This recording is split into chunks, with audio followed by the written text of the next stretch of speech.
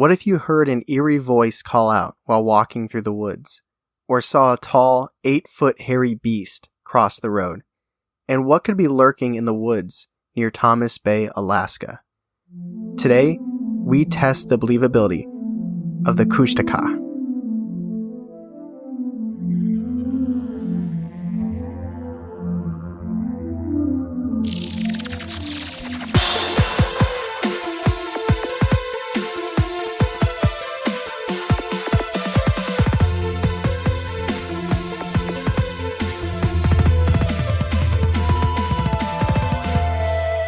Welcome to Believing the Bizarre, Where we dive into the unknown and the unusual. and tell you whether or not we find it believable. That is right.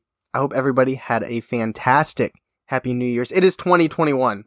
Thank goodness. Yeah, we are, once the clock strikes midnight, new year, new you, everything's different. Yeah, coronavirus actually dies. It is not a social structure. It is literally it's real. The year is gone. Everything's changed. Yesterday no longer matters. Yeah, it's all good. All good. You can walk outside, hug everybody you want now. Kiss them on the mouth. Yep, even if you don't know them. So that is something called satire. Yep. Don't do that. Grab them by the... I literally walked around all day today. Kushtaka. Because it's not like Kushtaka, unless it is, and I could be wrong. I'm saying Kushtaka. Kushtaka. That sounds like it's from Texas. It's one of them Kushtakas. So, okay, before we get into it, can I ask you? Yeah. What culture is this from? It is the lore of the indigenous Tlingit people. And if I'm not saying that right, too bad. That's what it looks like. It sounds awesome. Kushtaka. I'm very intrigued.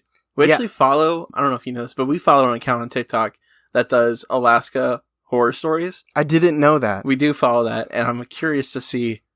I mean, there's only got a couple of videos, so. Is that a segue to say that we are on TikTok? It wasn't, but we are on TikTok. So if you do want to listen to us on TikTok and see the videos, because it's different. We don't just copy and paste content across the board. Well, a little bit.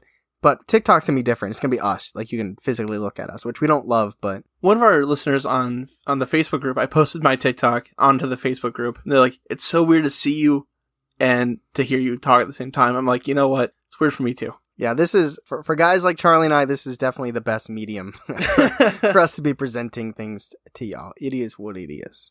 Podcast body. We have podcast faces. I think they used to call it radio faces. Yeah, you got a face for radio, right? Same. Back when we used to do interviews in a different world, I realized that I actually insulted somebody that way in a joke, but it was meant to be a joke, but I don't think we had the relationship where I could make that joke. Are you ready to dive into the lore of the Kushtaka? I'm ready to jump into this like the Pacific Ocean. So, the Kushtaka, again, like we mentioned at the top, this is Tlingit lore. Indigenous inhabitants of the Pacific Northwest, so it's Alaskan folklore. A lot of this is going to be taking place in the south of Alaska.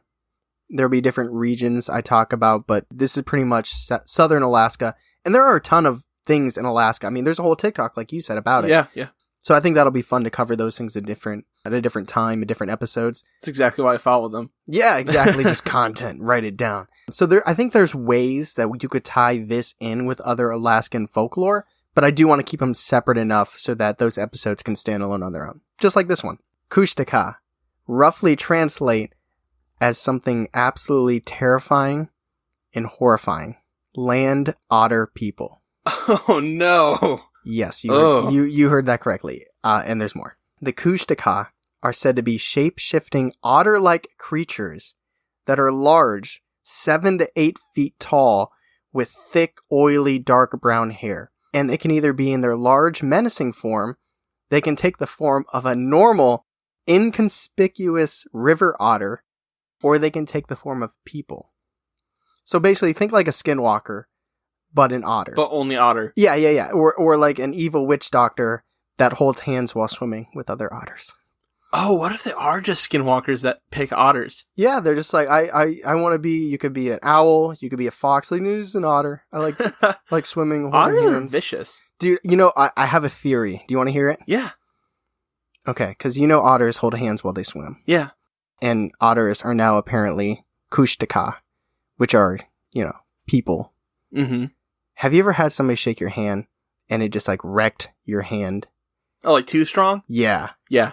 Yeah, like what if like part of the hand holding in the otters and the shaking hands is people? Like what if that's like their mark to let you know I'm a Kushtaka and they just smash your hand? One of our friends dated a guy that was like that, and I always started fist bumping him after we met because he literally would just destroy my hand. That's just a theory. That's not, It's an interesting theory. Thank you. So what do these otter people, these land otter people, do? Well, it's rumored that they often try to lure unsuspecting humans away from their homes in order to turn them into Kushtakas themselves. So here's kind of like the belief in that. Now, it doesn't explain how it happens. There might be a ritual. Maybe there's a form they sign. You gotta write your name in blood. Yeah, exactly. But apparently the Tlingit believe in reincarnation and an everlasting life, but the Kushtaka takes souls.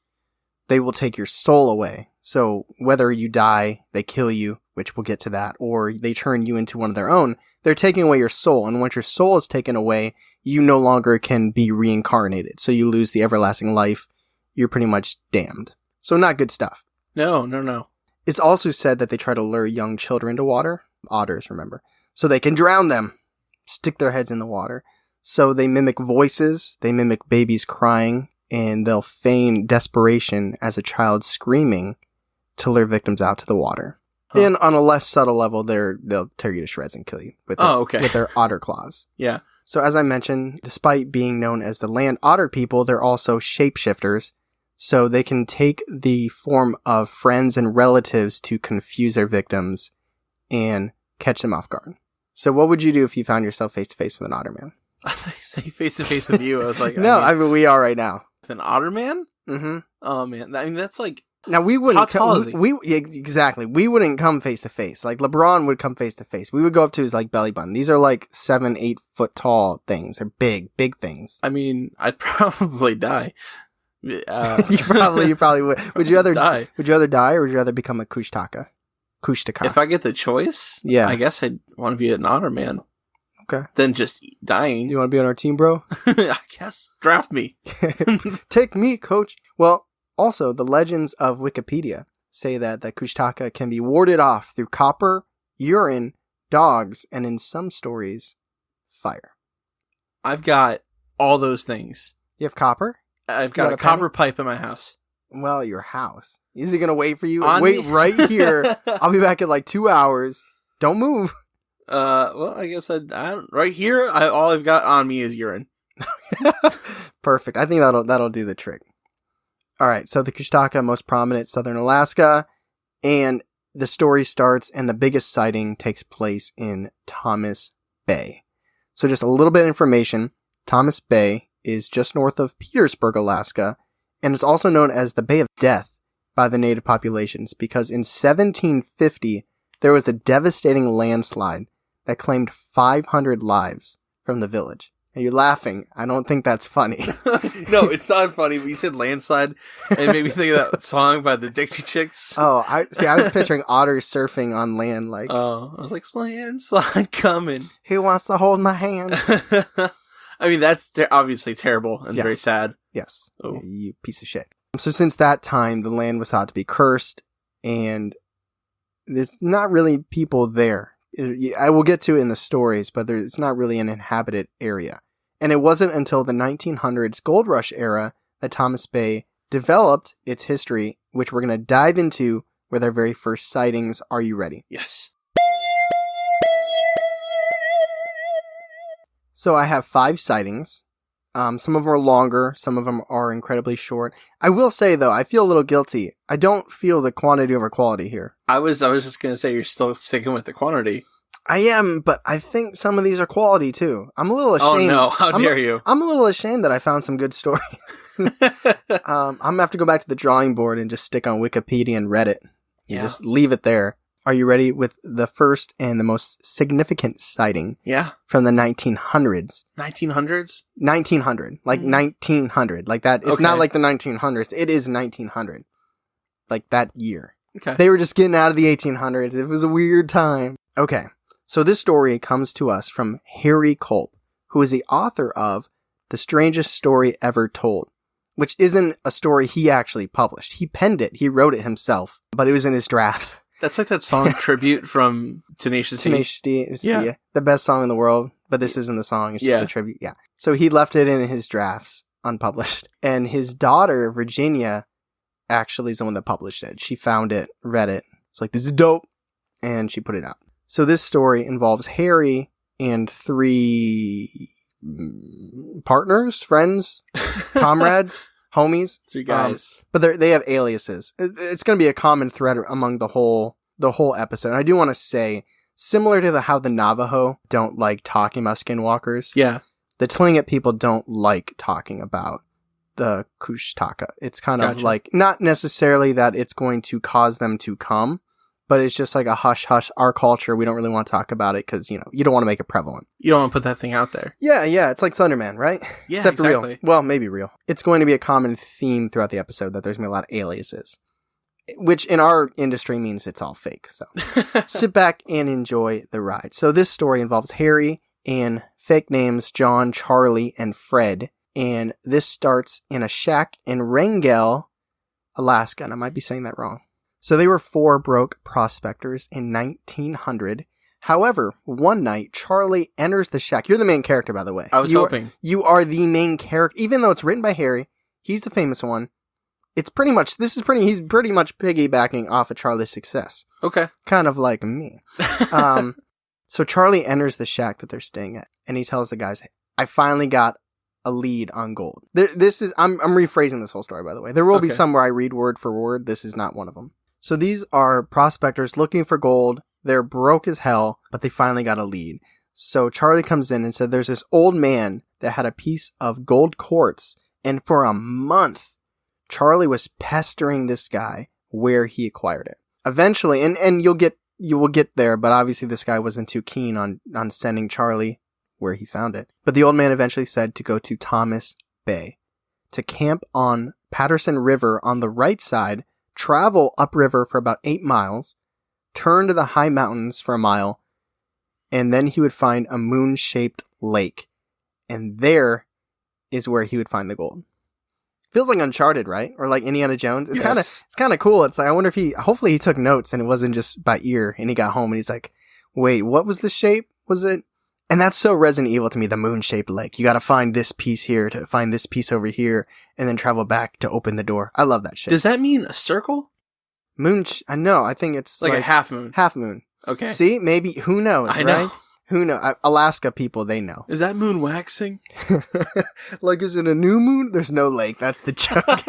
There's no lake. So excited. The prospectors are discussing the task in hand, and they decided that Harry, John, and Fred would find work and they would cover. Like, they would pay for what they need. They would hold down the fort, so to speak. And Charlie would venture to where the moon-shaped lake was, and he would report back on his findings. I don't know why they wouldn't do 2 and 2. Maybe to make sure that they had enough people working. They probably figured just go, find something, come back, and if it's there, we'll all go, right? So the next month, they helped Charlie load his canoe, and with good weather, he left for Thomas Bay. He had 3 months worth of supplies, but the intention was for him to come back to the guys sooner if he found anything, so that they could get that gold. It's kind of crazy, isn't it? I'm going to be gone for 3 months on my canoe, and we're going to wait here for 3 months and hope that he comes back. That just feels like a whole different world, right? I mean, it's such a different time. Like, yeah. I'll take a car. I'll text you if I get there. Yeah, just shoot me a text if you see anything. And if he didn't come back in 3 months, they were instructed to put a search out for him. Yeah. I don't know what that means. Like, put the bat signal up, I guess, and only bring him back if he has gold. What's the Alaskan bat signal? No, there's no penguins in Alaska. I thought that too. A polar bear. Yeah, polar bear. Yeah. Told me that. So all was good. They were going to get rich until 2 months later, that is. Charlie comes back. He enters the shack. He has no coat on, no hat, and he looks like he'd been through hell. He didn't greet the guys. He didn't smile. He simply heaved a huge piece of quartz in the corner of the room and told the guys to get him something to eat. The next morning, Charlie left without saying a word. The 3 men passed the quartz back and forth, excited to hear about Charlie's experience, what happened, and if there was any more quartz. Eventually, Charlie came back and told the men the SS Drigo will be on her way south in the morning, asked them for money to help him get a ticket to Seattle, and that he never, ever wanted to step foot in Alaska again. He said he would tell the men his story, but only if they promised to 1. Forget the story, 2. Forget Alaska, 3. Forget about the courts, and 4. Just leave. He said he was only willing to tell them the story because he trusted them to never associate his name with the story. Again, this is not actually a Charlie, so he doesn't have to reap the repercussion of sounding insane. So here's Charlie's story. Oh my god, that was just a setup to his setup? Yeah. Jesus Christ. By the 3rd night of Charlie's trip, he eventually hit Thomas Bay. He spent the next day searching Patterson River for a suitable place to camp. He used the next day at his camp cooking beans, cutting down wood, and basically making things comfortable for an extended stay. But it started raining that night, and it continued raining for days, making moments and nights blend into the next. He says he actually lost track of time because he had nothing to read, he had no one to talk to, and he couldn't leave his camp without instantly getting soaked, which made looking for gold or quartz pretty much impossible. So he spent most of his time sleeping. That's the story. Eventually the weather broke, and he started searching for the Half Moon Lake, like the old man had told him. After several days, he managed to find an S-shaped lake, and he searched for gold, but, obviously that's not the right lake, so he didn't have any success. At this point, he started noticing it's a very dead area. There were no people, and there were barely any animals.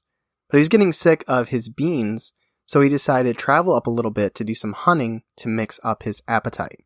So he left that morning, which was a pretty surprisingly sunny day, and he found some grouse, which is a bird. I don't know if you knew that. I don't know if that's even how you say it. Grouse. Grouse? It's not goose. I thought they spelled gooses wrong. Like gooses. It's geese. But no, it's grouse. So he found some grouse to hunt. And at that point is when he found the quartz that he brought back to the other guys.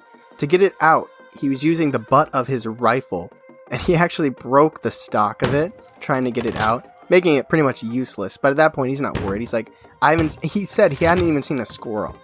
There were no big animals. He knew he wasn't really going to need the rifle to hunt anything big anyway.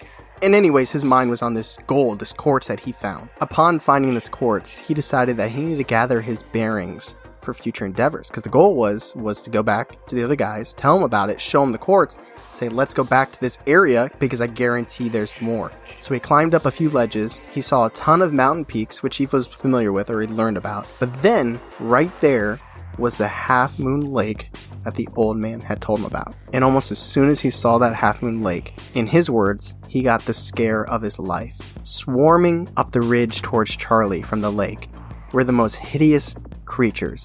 He couldn't call them anything but devils.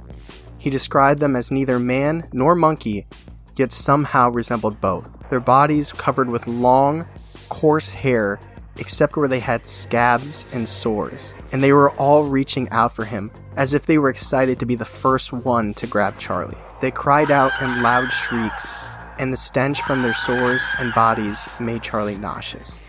In that moment, he remembered his broken gun, tried to use it on the first few, but then realized it was pointless, so he threw it at them and ran. He ran harder than he'd ever ran in his entire life. He could feel their hot breath on his back, and their long, claw-like fingers scraped and cut at his back. Their screaming and yelling were driving him mad.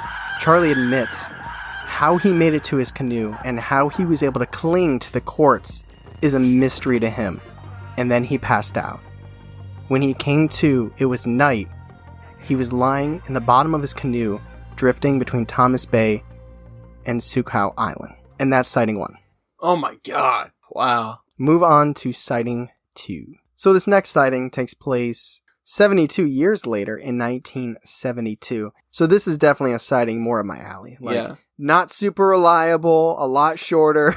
Very sketchy. Stuff I can, really sink my teeth into. So it's late 1972, and 4 teenage boys, the most reliable of narrators, from California, were on their way to Battle Creek, which is southwest of Anchorage, so we're still South Alaska. They wanted to fish on a dark, rainy night. Great idea. Sure. When they parked at Battle Creek Bridge, but then they heard a noise, and then a scream in the bush. One of the boys, 16-year-old John Yerries, claimed they heard a blood-curdling scream, and they threw a flashlight Not like threw. They threw the Threw a beam. lit flashlight. What was it? They threw that's another thing. Like, when stories are so good, like citing one, I feel like I can't even joke with it. You know what I mean? I know what you That's mean. why I love these little ones, because I can just tear them apart. He means he threw his beam, shined his flashlight over there. But that's... I like the idea of throwing the flashlight. Yeah. What was it? Just chuck it. They threw a twisted T at it. Say, what is it? But that's where they saw the terrifying creature. The beast was about 7 feet tall, dark brown hair, had large teardrop-shaped ears, and was hunched over. I thought you were going to say teardrop-shaped tattoos. Like, Jesus, serve time? They put some time. That's where they got real scared. Okay.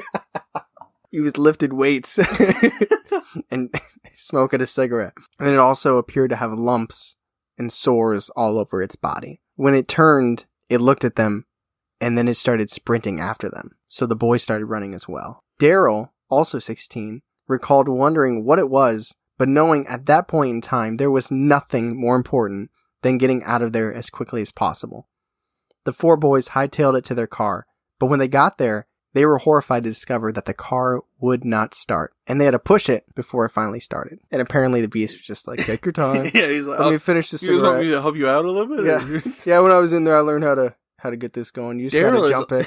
Daryl's also kind of Captain Obvious. He's like, I knew we had to run. Like, but I was a little curious too. If I had a flashlight at that point in time and I didn't already chuck it, I would have shined it on. This is the 70s. They don't have lights on their phone. yeah, they're all high. That's it. That's the story. Okay. Yeah. Okay. Probably the most believable. Probably we tore it apart. Sighting 3. So this is 2009. So big jump. Big jump. We're in the 2000s. It's the year I graduated. Yeah, it's the year right before I graduated. So I'm going to source this because this is an entry. Like, this is something somebody sent in, like a personal experience. Not to us. Not to us. No, the source is Phantoms and Monsters. Okay. That's the source. So I'm going to be reading this as a personal narrative. It's not super long, but just because it was an entry and I want to kind of keep it that way. It makes it, I think, a little bit more in the moment. And the author is only listed as JB. So I'm hoping it's Jack Black.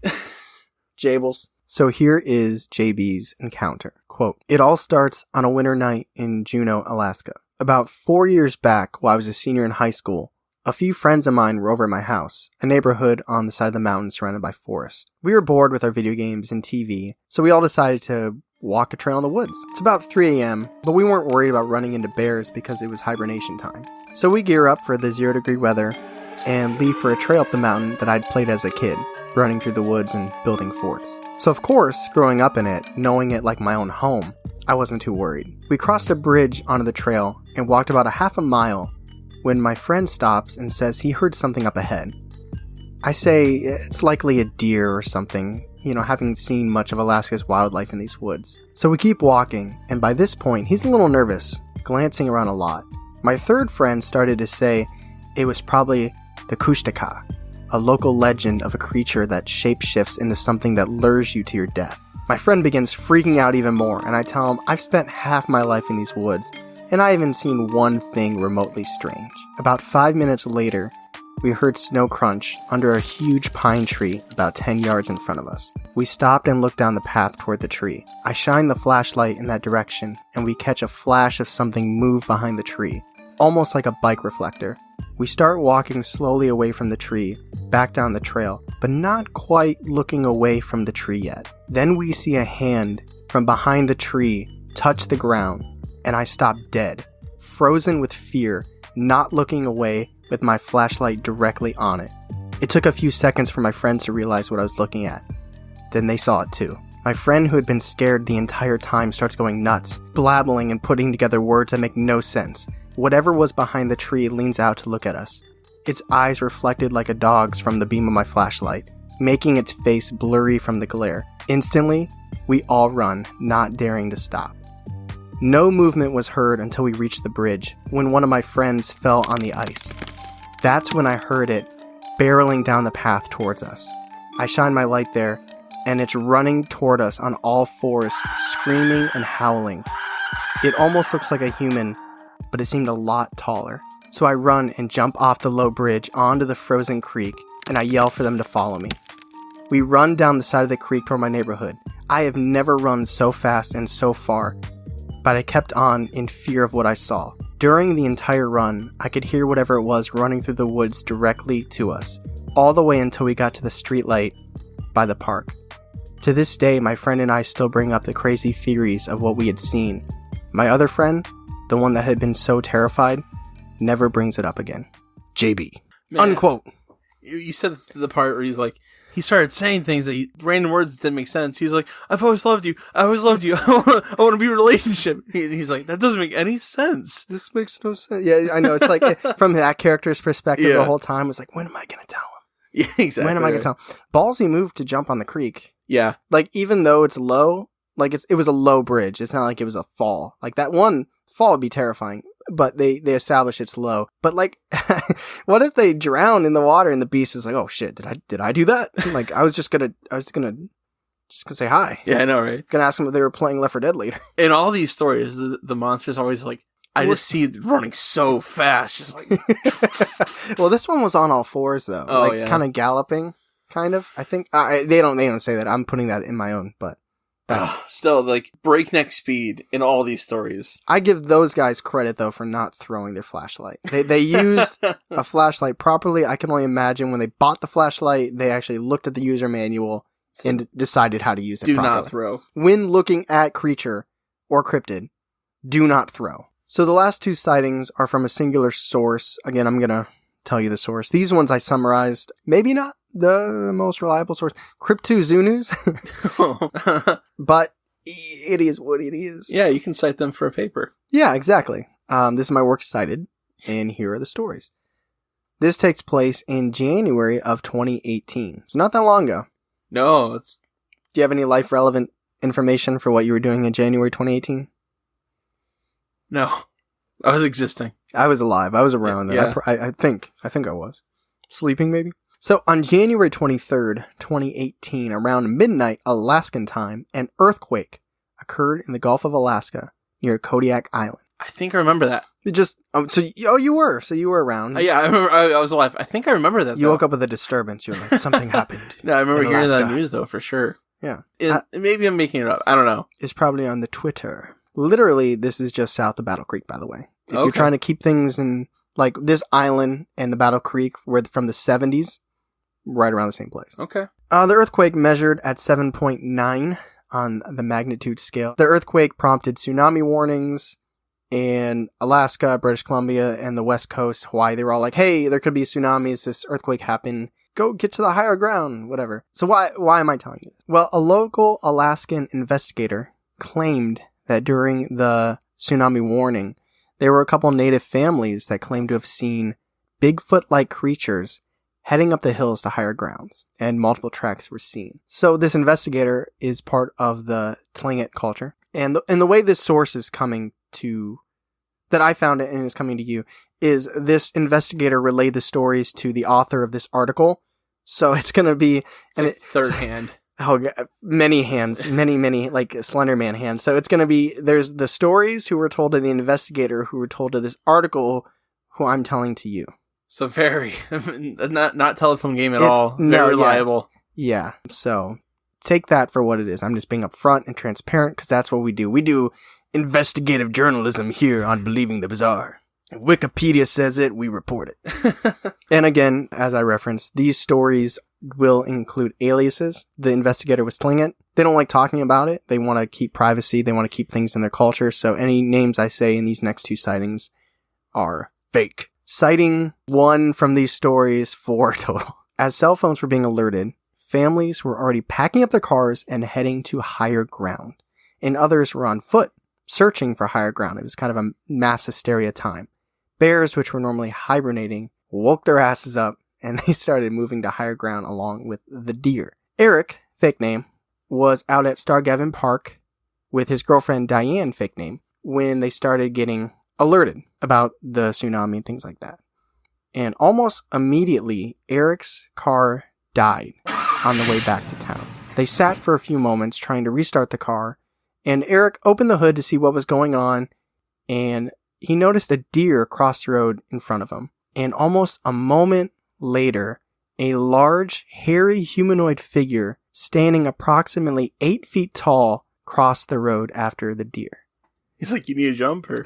I know, dude. These guys are just trying to help out. The creature was just a few feet away from the car, and he knew in that moment it was no bear, and it certainly wasn't a human. And he felt it in his soul that he was witnessing a Kushtaka. The creature paused briefly in front of Eric's car and looked directly at them. Its arms were disproportionate compared to a human, longer and just different, and the biceps were immense. I think this goes back to the teardrop thing and the lifting. I'm just trying to tie things together. You know, we don't want loose ends. And Eric claimed that the stench coming from the creature was enough to make him want to vomit. The creature flinched as if it was going to start approaching them, but then it continued crossing the road. Diane urged Eric to get back in the car, claiming she heard shrieks and what sounded like baseball bats hitting trees in the direction that the creature had walked. So they got back in the car, not knowing what to do next, with sirens for the potential incoming tsunami ringing around them. But they knew, despite being shocked and disturbed, that they still needed to get to higher ground and that time was of the essence. But it wasn't until looking back on this moment that he realized how strange it was that his car started almost immediately after the creature had vanished. Boom! Sighting 2/5, so the last sighting, follows the Johns family. Again, the John? Fake name. Johns. Like, that's their last name. Oh, the Johns. gotcha. The Johnses. I was like, the John. The Johns. They're all in the bathroom. And then the T-Rex comes in and goes, roar. So anyways, John's family. As the sirens were going full blast, announcing the possibility of a tsunami after the earthquake, the Johns family was thankfully high enough that they didn't have to really worry about it. They're very fortunate in this scenario. Tsunami wasn't going to touch their house. So they sat listening to the announcement and doing what probably everybody else was doing in 2018. They were on Facebook and they were telling people about it, telling people to be safe, get to the higher ground, letting people know that they were safe when their house's power went out. Michael John, 2 first names, noticed that there were lights on street lamps not that far away. So he was going to go outside, see what was going on, and he told his wife to grab a few candles in the house. Michael opened the door to check the street lamps, and what he saw terrified him. He fell backwards in fright, seeing a huge 8-foot-tall creature stalking around his yard by his shed. Freaking out, not knowing what to do, he yelled and screamed and told it to go away. Hearing the noises and shouting, Michael's mother came, looked out the door, and then she said something in Tlingit. They have their own language. Michael noted that he himself does not speak Tlingit, so he doesn't know exactly what she said, and he didn't ask. Oddly enough, though, his mother closed the door, sat back down in the dark house, didn't say another word about it, and just casually started playing solitaire. That's real mom energy right there. Yeah. Soon the power was restored in the Johns' home, and Michael headed toward the door to see if the creature was still lurking in their yard. Just leave it, his mother said to him. And the creature was no longer there. And again, his mother said, I told you to leave it alone, close the door, and sit down. The tsunami alert came and went, and that was the last the Johns family heard or saw the creature. Damn.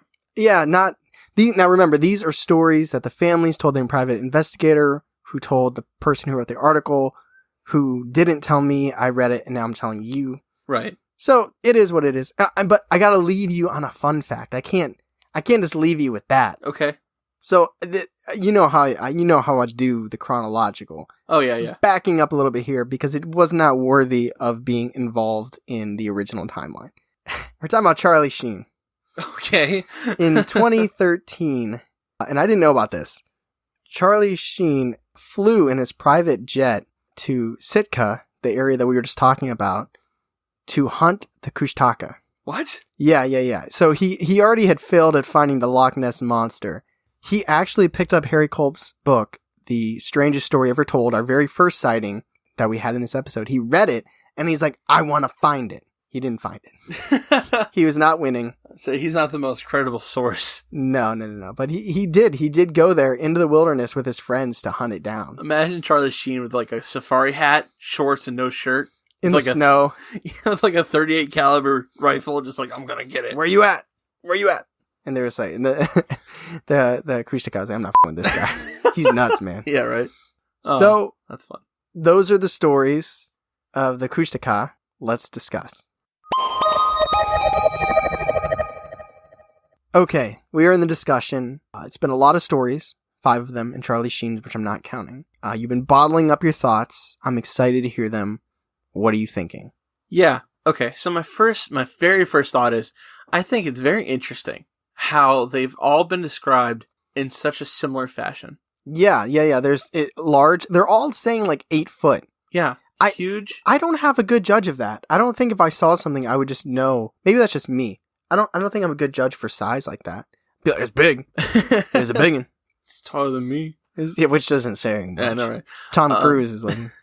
But they also noted that they're all seem to be in various states of almost decomposition with the sores and the scabs. Yeah, and the smell.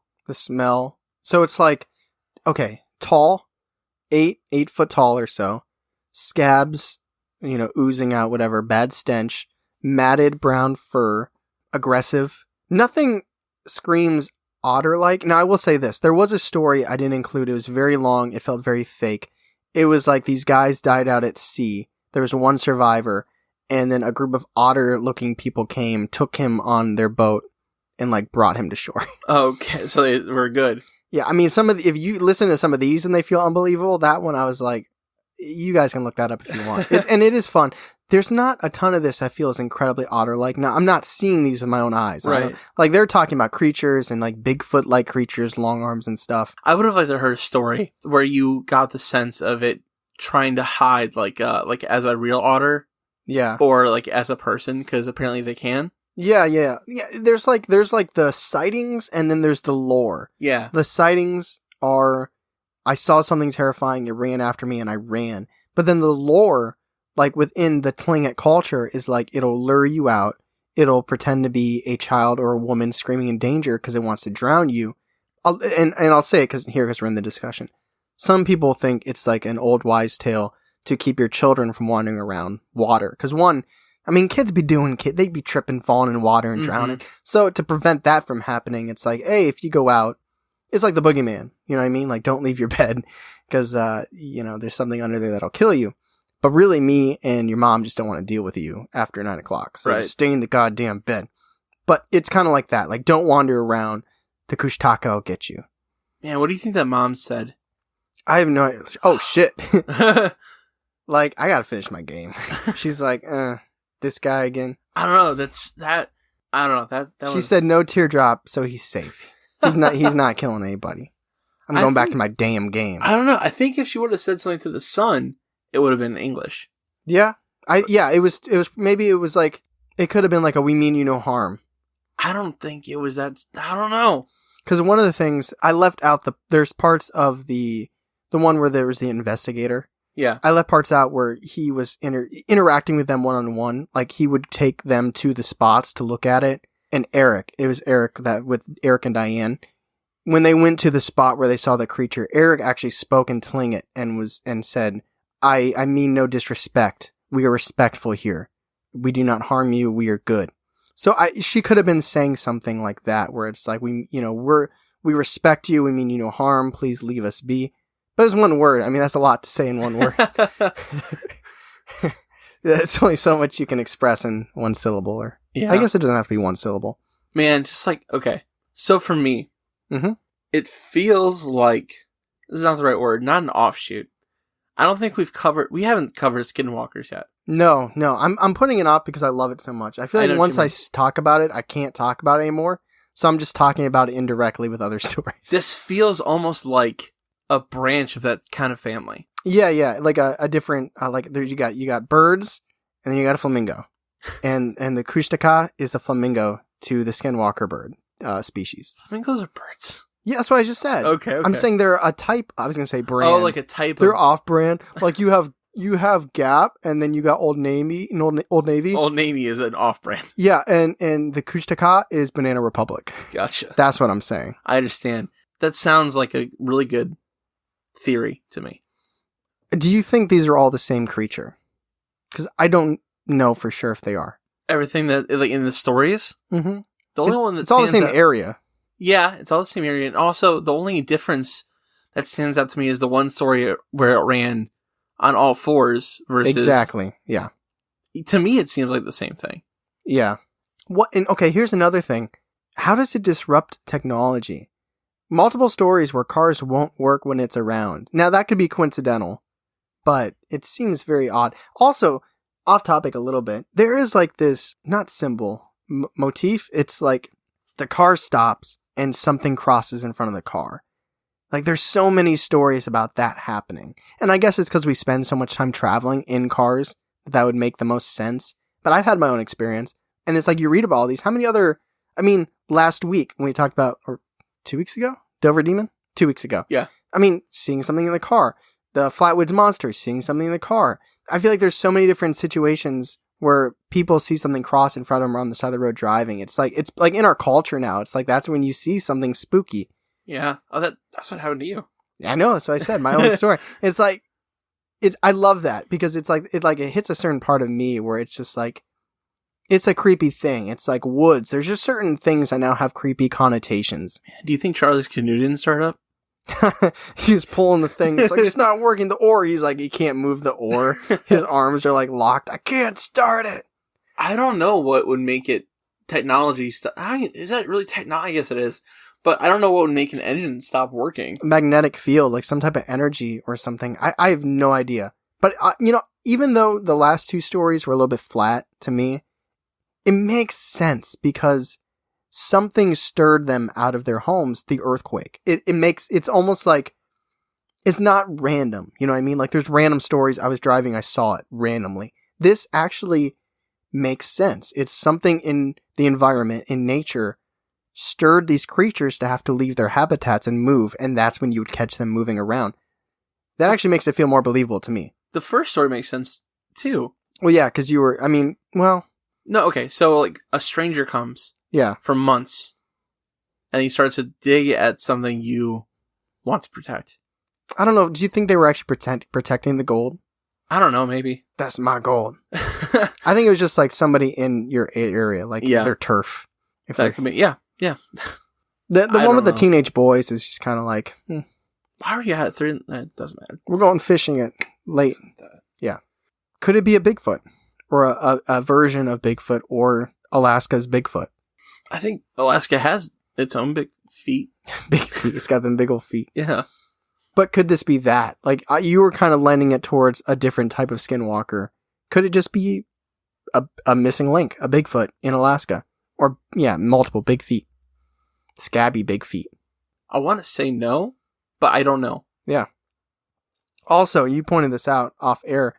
Interestingly enough, as the recording of this podcast, Alaska had an earthquake yesterday. Yeah. So if you're in the area, keep your eyes peeled. Yeah, it was like almost a 5 on the magnitude. Be looking for the Kushtaka. I hope you're okay. Okay, so we discussed it. There's only so much we can pull from these. Yeah. I've been saying Kushtaka and Kushtaka, so I hope one of those is right. Where do you land on the believability scale? It's so strange. I've never heard of it before. Even on TikTok. Well, maybe you have. Maybe I did, actually. I think about it. But in passing. You know what? I'm going to go with believable. Really? Yeah, I'm sold. Man, I don't know. I don't know. Now, we always give ourselves a way out, which I really appreciate. Are we rating whether or not these people witness these things, or that it is 100% guaranteed the Kushtaka? Or like, could it be a Bigfoot? You know what? I'll own up to it. Do I think that this is the Kushtaka, these otter people? That's what I'll go off of. Yeah. I'm going to say skeptical. I think I do believe the stories. I think something's out there. But do I believe that these are shape-shifting otter people? Maybe. But they feel a little bit more like a Bigfoot type character to me. So I'm going to say skeptical. The consistency of the stories is what really makes me believe it. I mean, same size, same hair color, stench, the lumps. One person said lumps, the other scabs, lesion type things. Yeah, imagine pussy. The teardrop tattoos on the face. Can't forget that. Right. That's what makes me think like I believe it.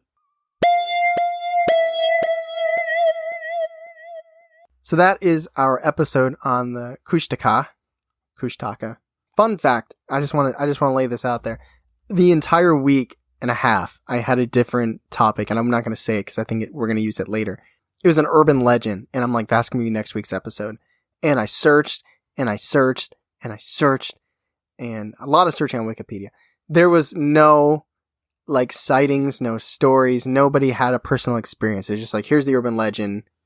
That's it. I was like, how am I supposed to turn this into a full-length episode? You didn't. That's why you switched it. And I didn't. So at last minute, I was like, I'll find something else to do. And I literally spent hours doing this because it was like one thing led to the next, which led to the next. And I love things like that. But it was really fun to look into. It's interesting, and I think it's fun. So I hope you enjoyed it.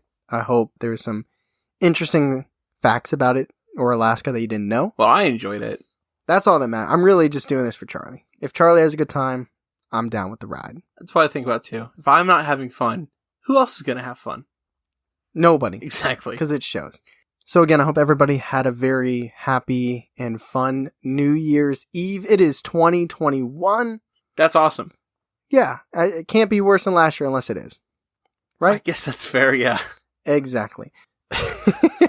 We'll start a new tradition in 2021 that when you listen to Believing the Bizarre, you either follow us on Instagram, you like the page on Facebook, you leave a 5-star review.